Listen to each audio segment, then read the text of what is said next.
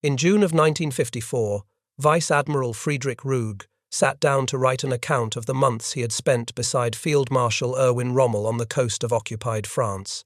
He was writing for the United States Naval Institute in the journal called Proceedings, and he was not writing as a defeated enemy performing compelled contrition. The war had been over for 9 years. He wrote as a professional naval officer reconstructing, with the precision that 9 years of reflection allows, what German intelligence had known in the spring of 1944, what it had failed to understand, and what that failure had cost. His article ran in Volume 80, Number 6, under the title With Rommel Before Normandy. He covered the reconnaissance flights, the fragmentary photography, the thin and unreliable picture that German aerial observation of southern England had managed to produce in the months before the Allied invasion. He described how disturbing it had been that the Luftwaffe's long-range reconnaissance aircraft hardly ever got through to southern England.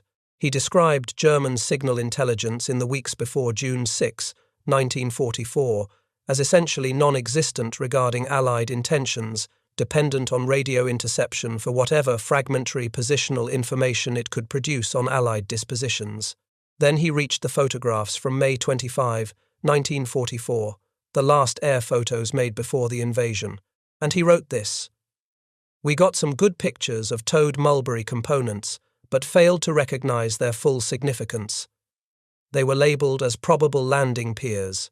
That passage runs to fewer than 30 words. It has been sitting in the pages of proceedings since the summer of 1954. In those 30 words is the compressed record of one of the most consequential intelligence failures of the Second World War. Not a failure of courage or effort, not a failure of the men who flew the sortie or the men who received the prints. A failure of imagination, compounded by a deliberate and highly effective Allied deception program, produced by an analysis section that had been given a vocabulary for everything the war had required them to see, except the one thing that, on May 25 of 1944, happened to be in front of them. The German photographic interpreters saw the photographs. They catalogued what they saw. They assigned a category. The category was wrong, and nothing in the entire history of maritime warfare had prepared them to get it right. The structures the Luftwaffe cameras captured that day were not landing piers. They were not anything any German analysis section had a category for, because nothing like them had ever existed. They were the components of 2 complete prefabricated harbours designed to be towed across the English Channel, sunk into position off the Normandy beaches, and assembled into functioning commercial-scale ports capable of offloading the men, vehicles, and supplies of an entire army group directly onto an open stretch of Norman coastline. No port capture required, no harbour seized under fire, no key pried from a German garrison and then put back into service by engineers working under artillery. The harbour came with the army.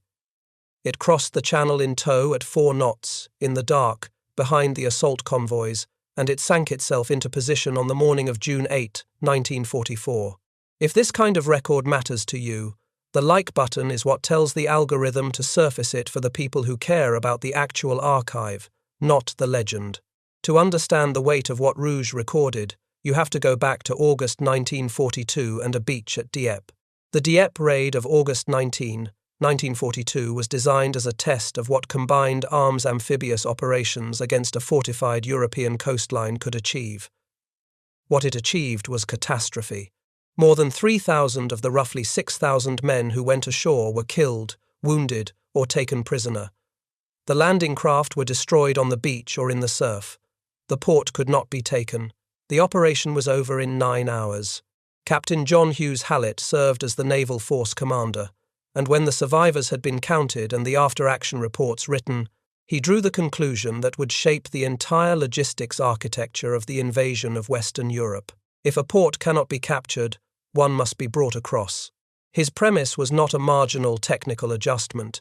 It was a complete overturning of the strategic axiom on which every previous analysis of a continental invasion had rested.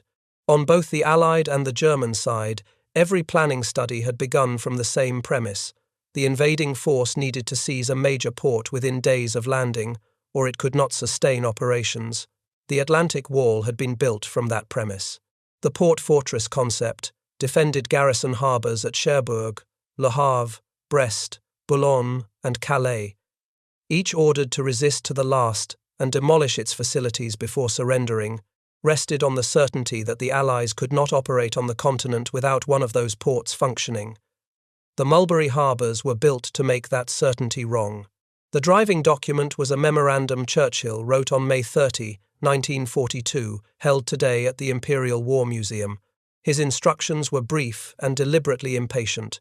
The piers must float up and down with the tide, the anchor problem must be mastered, the best solution worked out. And then the line that became almost a motto for the programme: do not argue the matter. The difficulties will argue for themselves. Over the following year and a half, the Combined Operations Directorate under Vice Admiral Lord Louis Mountbatten translated that instruction into engineering reality. Hugh Iris Hughes produced early design concepts for the floating piers. Brigadier Sir Bruce White of the Royal Engineers supervised construction across dozens of sites throughout Britain. Professor John Desmond Bernal, the Irish physicist then serving as scientific advisor to Combined Operations, contributed assessments of wave climate and tidal conditions off the Normandy coast that the engineers needed to design structures strong enough to survive them.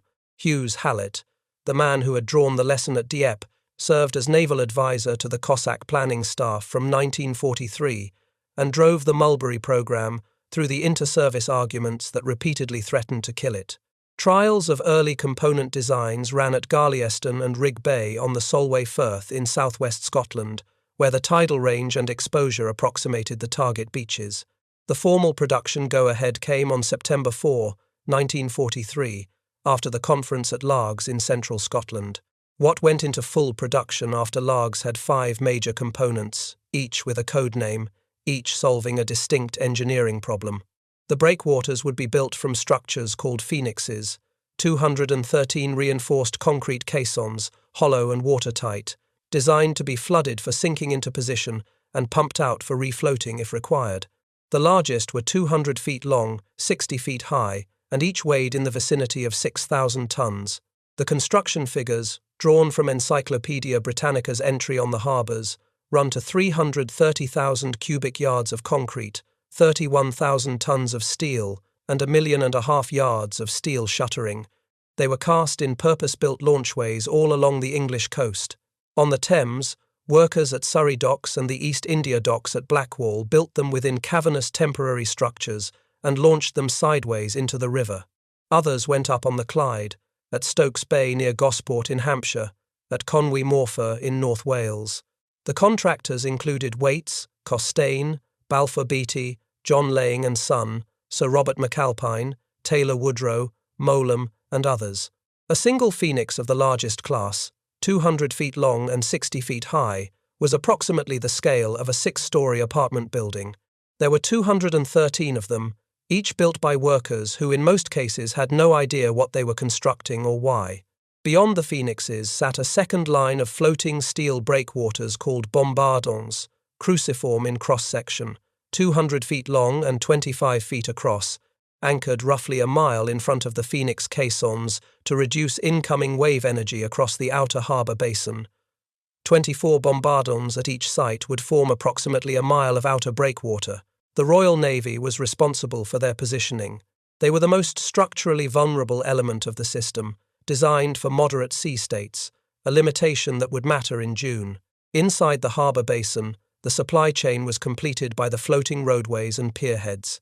The pierheads were Lobnitz units, steel pontoons with 4 hydraulically driven legs that rested on the seabed and rose and fell with the tidal range, which off the Normandy coast ran to 21 feet between low and high water. The roadways extending from the pierheads to the shore were the Whales, designed by Lieutenant Alan Beckett of the Royal Engineers, 80-foot steel girder sections articulated to move with the sea and supported on smaller pontoons called beetles. A ship could approach a Lobnitz pierhead at any state of the tide, and the roadway surface remained level. There were to be 2 harbours. Mulberry A, assigned to the Americans, was designated for a position off Omaha Beach. Mulberry B, assigned to the British, was designated for Arromanches at Gold Beach, partially sheltered by the natural lee of the Calvados Reef. Each was designed to handle roughly 5,000 tons of supply per day in normal operations. The fifth component was not a harbour element but a harbour precursor. The Gooseberry lines were 5 rows of scuttled merchant vessels, one for each invasion beach, each ship drawn from older vessels assembled at Oban in Scotland and held in reserve under the codename Corncobs. They would go down in position on June 7 and 8, forming an immediate artificial breakwater before the Phoenix caissons arrived, giving the beaches some degree of wave shelter within hours of the first landings. None of this was visible to Luftwaffe reconnaissance in a form that made strategic sense, because the Allies had hidden the program in plain sight. Beginning in the early months of 1944, completed Phoenix caissons were towed to assembly points along the south coast and deliberately sunk in shallow water. The primary staging area for the American harbour components was off Selseybill in West Sussex. British harbour components staged further east toward Dungeness in Kent. Sitting flooded in the shallows, the Phoenixes looked from altitude like nothing more significant than already sunken hulks, the sort of marine wreckage and deteriorating dock infrastructure that an English coastal port accumulated in wartime. Anti-aircraft guns and barrage balloon moorings were placed on the caissons to deter low-level photography, presenting them as fixed defensive positions rather than mobile harbour modules awaiting a tow. The whale roadway sections were stored under cover or in similarly low visibility conditions. The caissons would be refloated only in the final days before June 6. The production security had a dimension that no aerial photograph could touch. The roughly 37,000 workers constructing Mulberry components across dozens of British firms were given, in almost all cases, no information about what they were building or what it was intended to do. The concrete crews at Surrey docks knew they were building large, hollow, reinforced concrete structures. They did not know the structures would be towed to France and sunk to form harbour breakwaters. Operational security across a workforce of that size, across 18 months of production, held. The German intelligence system in Britain was, by 1944, incapable of penetrating that security regardless of how it was maintained, because there was no functional German intelligence system in Britain.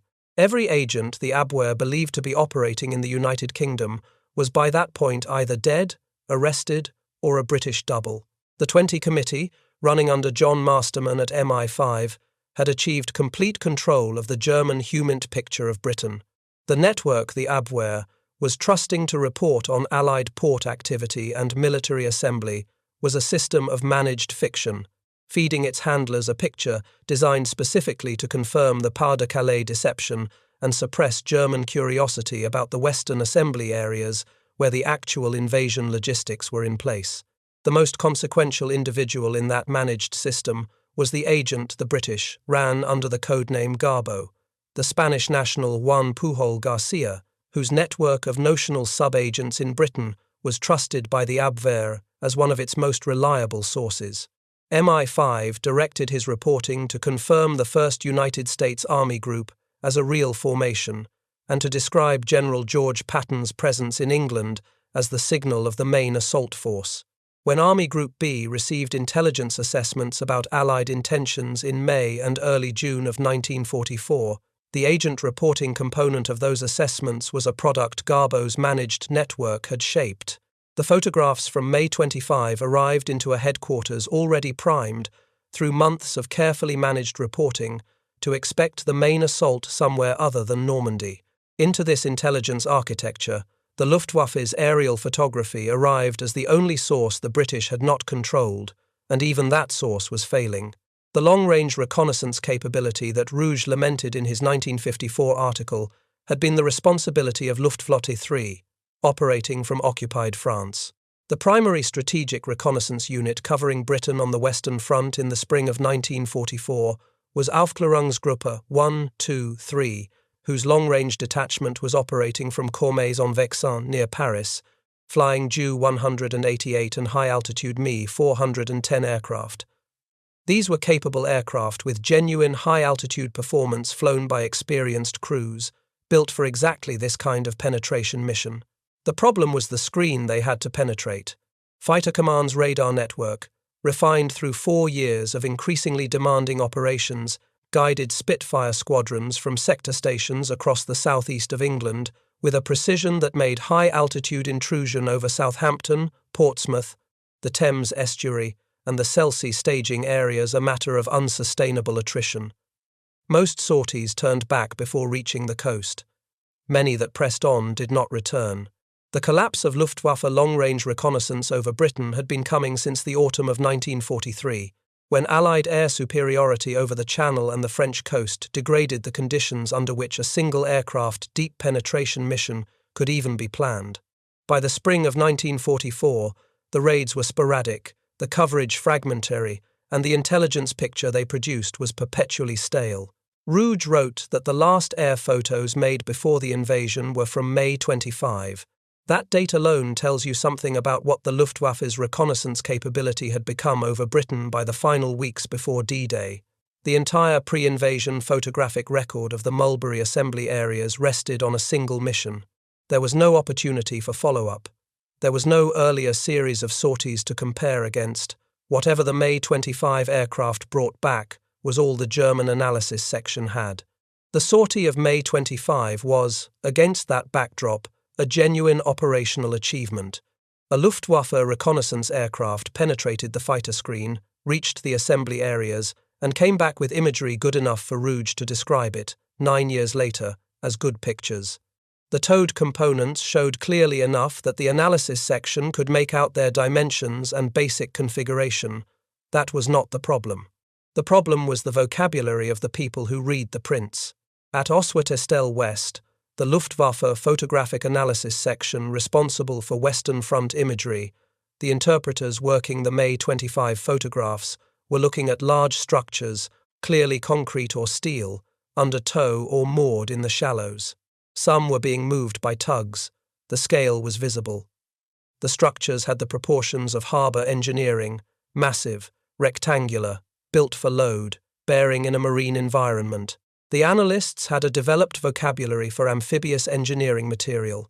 The Allies had been conducting amphibious operations in the Mediterranean for 18 months, and the Luftwaffe had photographed the preparations and aftermath of landings in Sicily and Italy. The analysis sections knew what landing craft looked like, what transport shipping looked like, what dock repair pontoons and modular jetty sections looked like.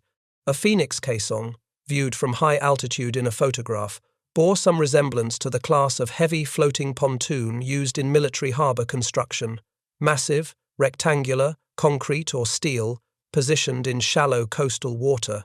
Without any prior image of a Phoenix to compare it against, without any intelligence report describing the Mulberry concept, and without any theoretical framework for a portable harbour, the analyst reading those prints was working by analogy.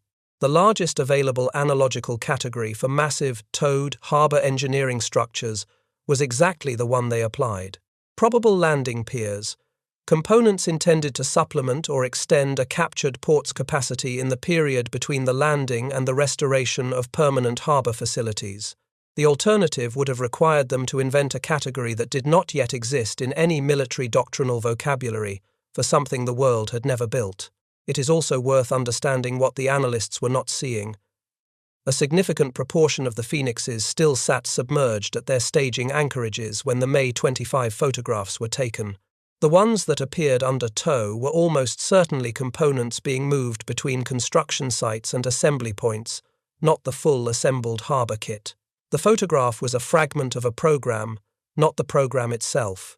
Even a correctly suspicious analyst, seeing towed concrete structures of unusual scale and no obvious function, would have been looking at an incomplete picture with no way to know what the completed picture contained. The probable landing piers label was not just a vocabulary failure. It was also the product of deliberately incomplete evidence, engineered by the people on the other side of the channel. The operational consequence of that label was not felt in the moment it was written. A label on a photograph allows a file to be closed and a question to leave the priority list. Probable landing piers were not alarming.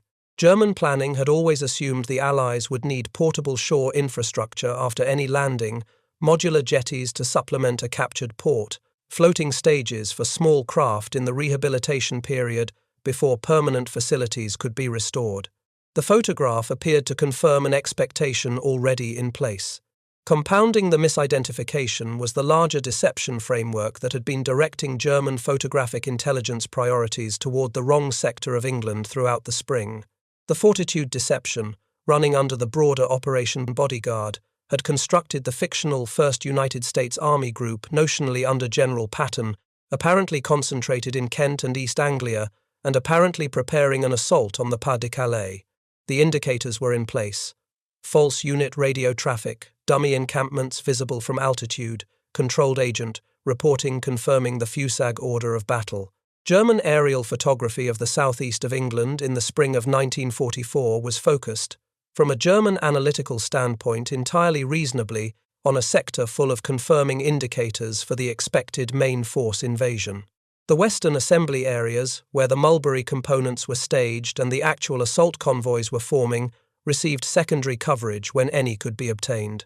Ruge wrote in his 1954 article that even after the Normandy landings, OKW stubbornly held to the conviction that the main attack would come near Boulogne and Calais.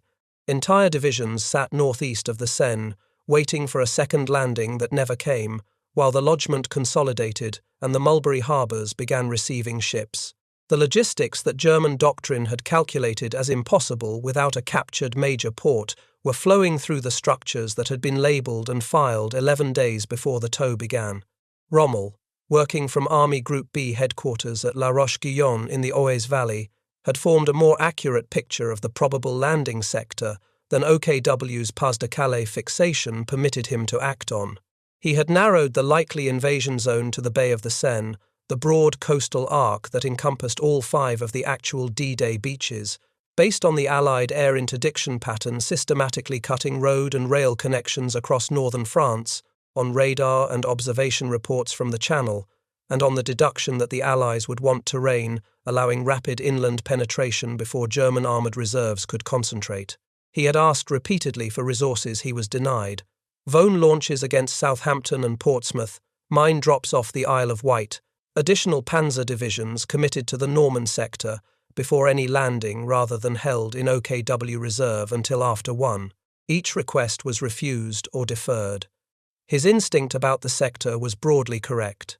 His ability to act on it was constrained by a command structure that remained committed to the Pas-de-Calais expectation and by a Führer who would not release armoured reserves until he was personally satisfied the main landing had been identified.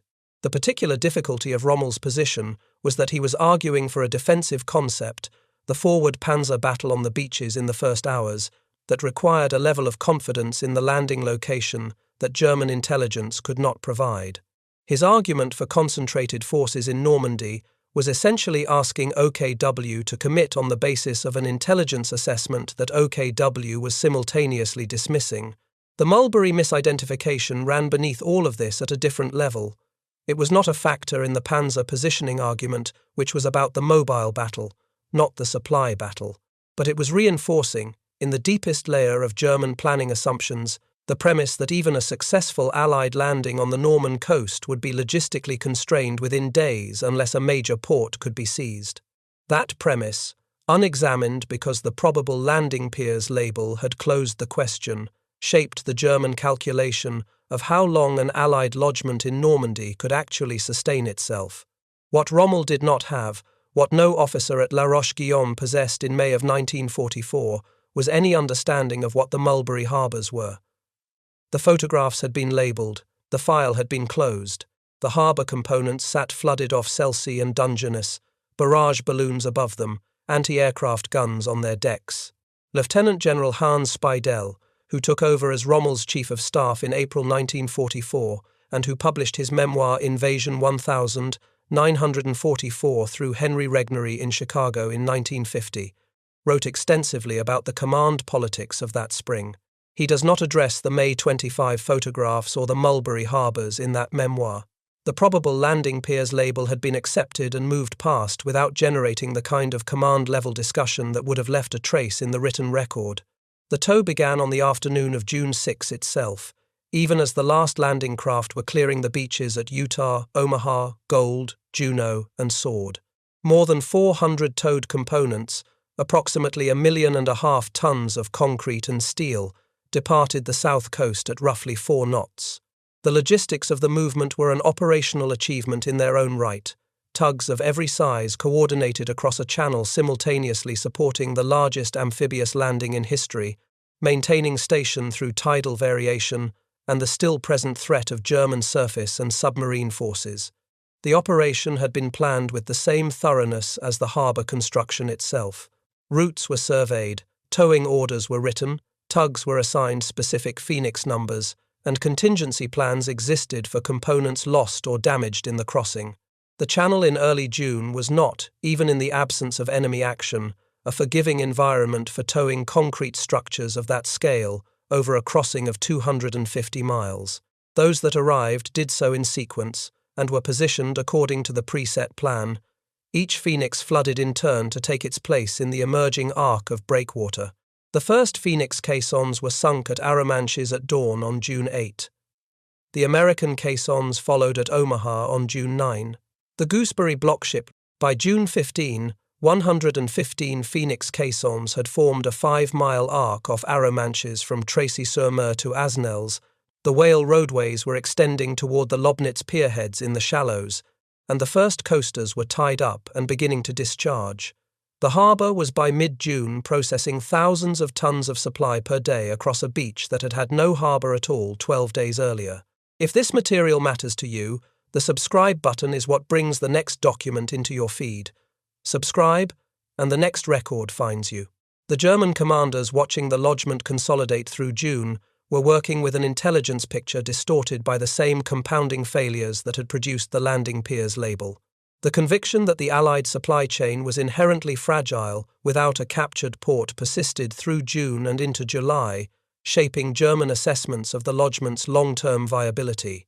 The expectation was that the Allies would eventually be strangled by their inability to sustain supply flow across open beaches without a functioning port, and that expectation influenced how urgently the German command treated the need to drive the Allied forces back into the sea in the early weeks. It was a reasonable expectation given every previous model of amphibious logistics.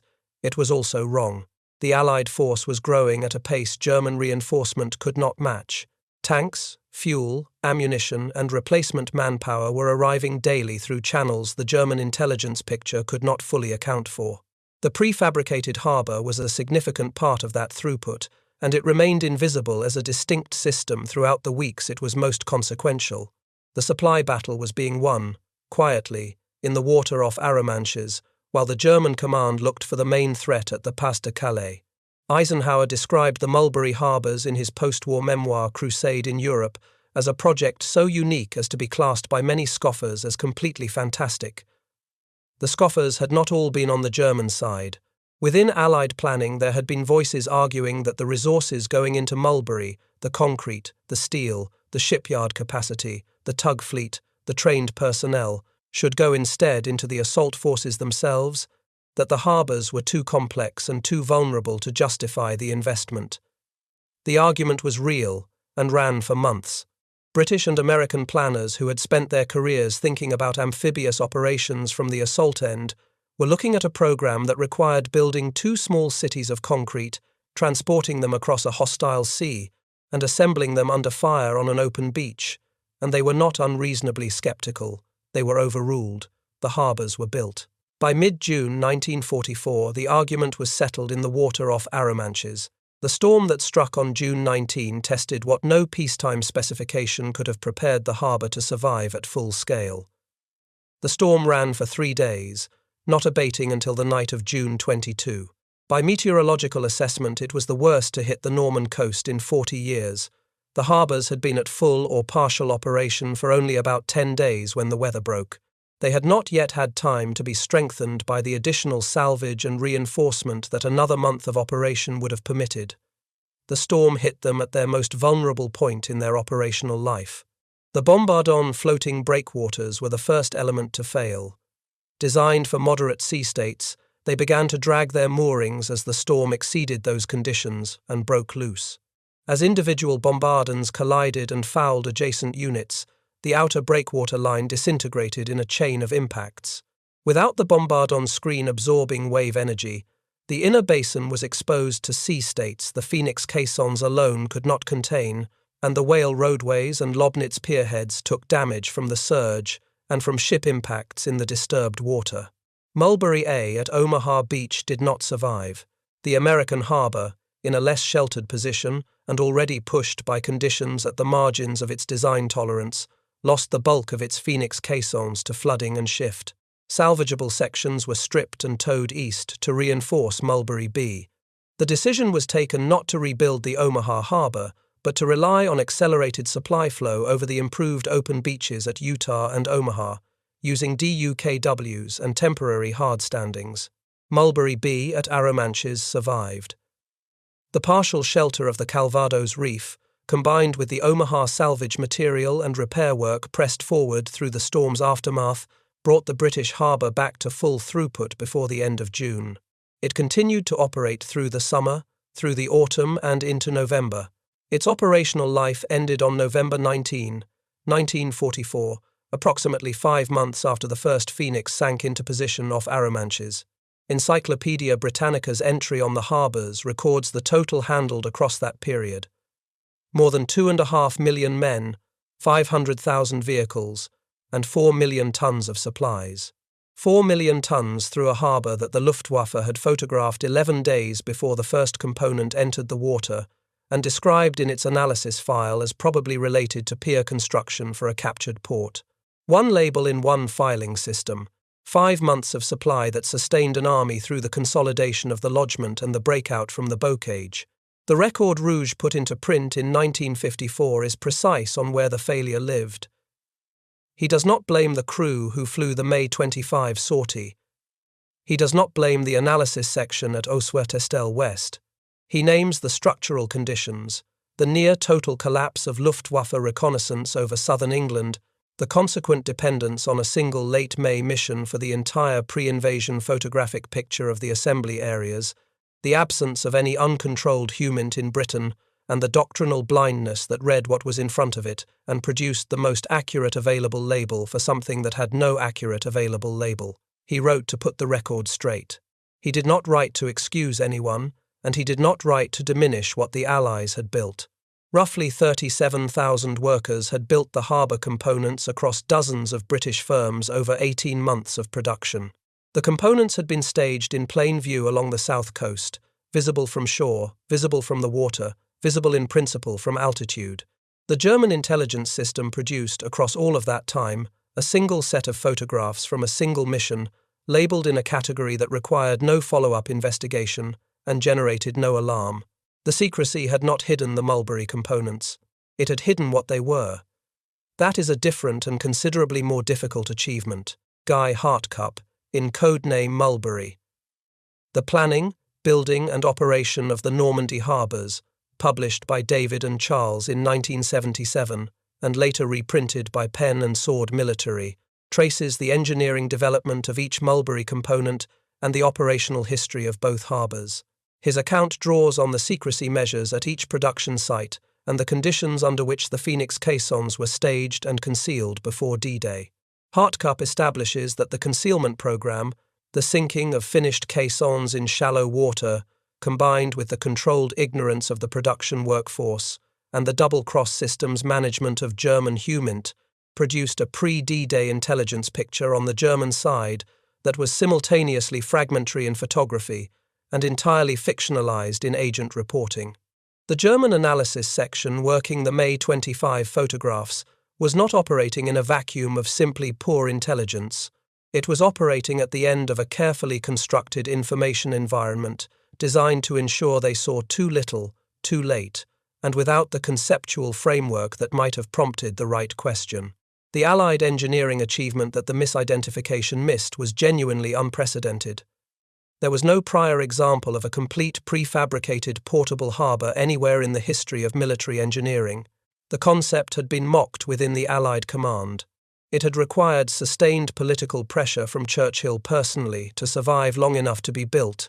German intelligence failing to recognise the harbour components for what they were was not primarily a failure of the men who read the photographs. It was a tribute to the scope of what the Allies had attempted. You cannot correctly label what has no precedent in any vocabulary you were ever given.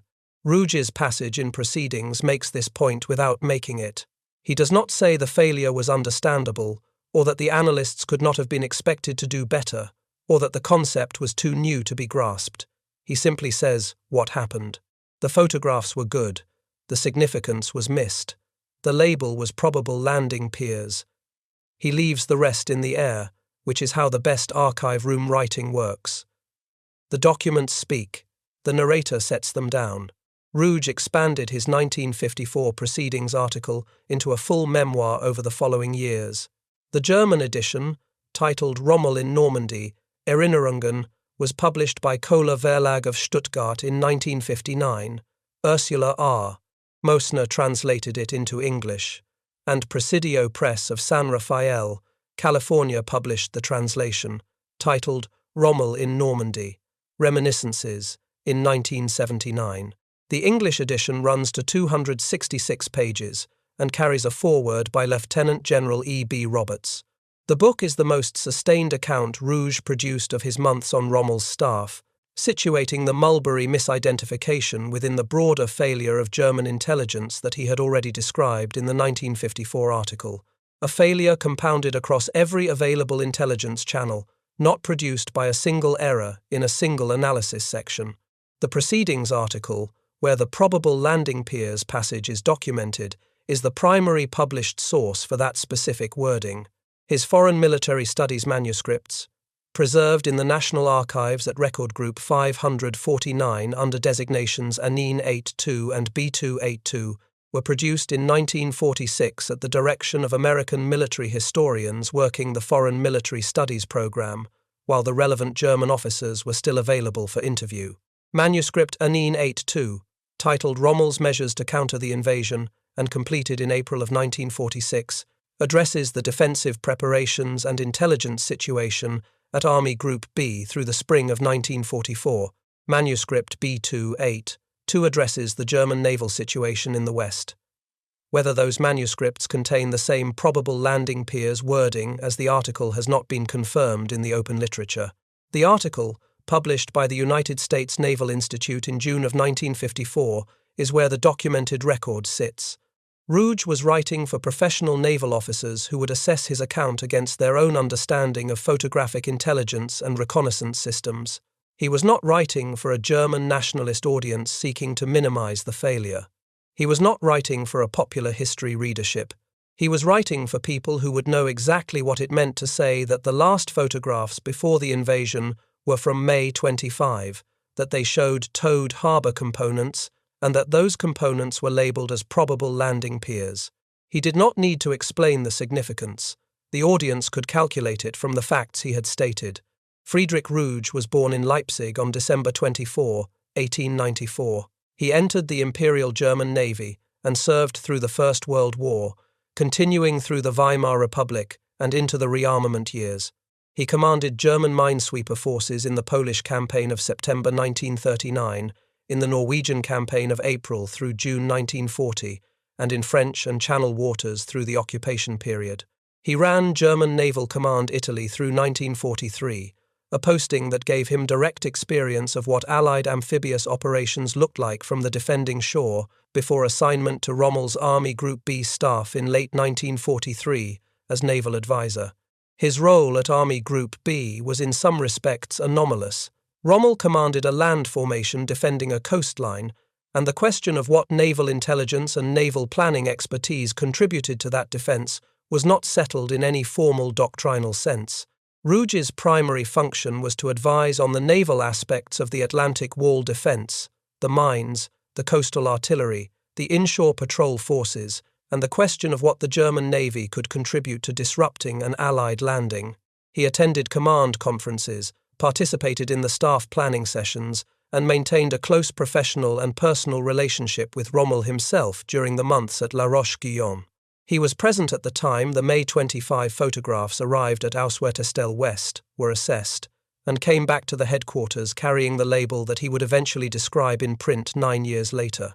His position gave him a vantage point that most Army Group officers did not share. Questions of harbour capacity, coastal logistics, and the relationship between maritime infrastructure and operational endurance were professional territory for a career naval officer, in ways they were not for the infantry and armour officers who dominated the Army Group B staff. He was, in principle, exactly the officer who might have asked the right question about what the towed structures in those photographs actually were. But the photographs came back, labelled and filed. The concept of a prefabricated harbour was outside the professional formation of every officer in the German armed forces in May of 1944, whatever their service. He survived the war, was held in Allied custody, and was brought into the Foreign Military Studies program before his release and return to West Germany. He was subsequently recruited into the reconstituted West German Bundesmarine, served as its first Inspector General from 1957 to 1961, and retired from active service. He lived to 90, dying in Tübingen on July 3, 1985. His career in the Bundesmarine placed him in a curious position relative to the record he had put into print. He was simultaneously the officer who had failed to prevent the German misidentification of the Mulberry components in 1944, and the officer who, in the naval service of the post-war German state, was responsible for building the institutional culture of a navy that now operated in alliance with the men who had built those harbours. He navigated that position the way professional officers navigate most such contradictions, by writing precisely what the record showed, and leaving the interpretation to others. In the 4 decades between the surrender and his death, he watched the Arromanches harbour become a protected monument, watched the Phoenix caissons become one of the most recognizable landscapes of the Norman coast, and watched the operation he had witnessed become the subject of the technical and historical literature that drew on his own Proceedings article among its foundational sources. He had been a professional naval officer for 50 years. He had fought in 2 world wars. He had advised the man most responsible for defending the coastline that the Mulberry harbours had made irrelevant to the Allied supply chain. He had written in 1954 the clearest German-side account of what his service had known and not known in the last weeks before the invasion. He did not embellish it. He did not excuse it. He put the passage into a professional journal and let it stand. The passage he put into that journal is one of the most specific pieces of foreign witness testimony available on the German intelligence failure before Overlord, precisely because it is narrow. It does not try to explain the entire failure of German intelligence. It records 1 mission, 1 set of photographs, 1 label, and 3 words of context, full significance. That phrase, failed to recognize their full significance, carries everything Ruge did not need to say explicitly. He had spent the years since the war watching what the full significance turned out to be. The men, the vehicles, the tons, the 5 months of a harbour operating off a beach that had had nothing. He had been there when the photographs were labelled. He knew what the label had missed. He wrote it down once, precisely, and left the rest for the audience to calculate. The Phoenix caissons of Mulberry B are still at Arromanches. They have been there for more than 80 years.